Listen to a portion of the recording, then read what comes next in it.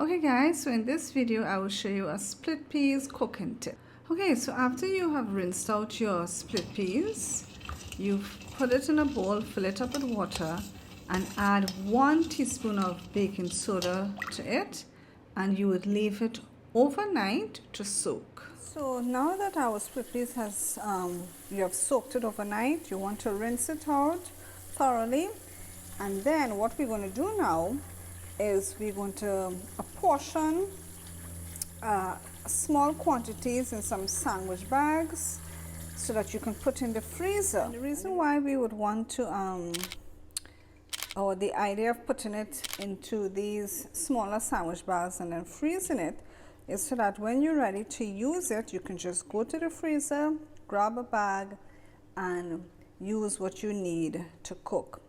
In that way you don't have to wait and soak it, because you would have already done all the soaking before, and whatever you put in the freezer is ready for you to use right away. So guys, just put how much you would need, like how much you think you would want to, for example, to be a base for your soup.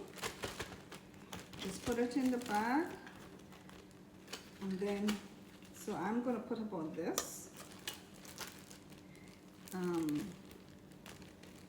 could put a little more because I do have a lot here. Okay, so we just put about that. I'm just going to roll it down, and then I'm going to seal it, and then I'm going to put it in the freezer. And when I'm ready to use split peas, I have it already.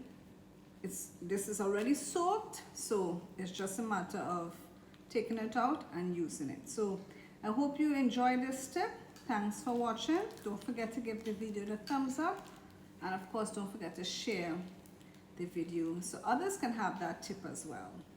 All right, well, bye for now.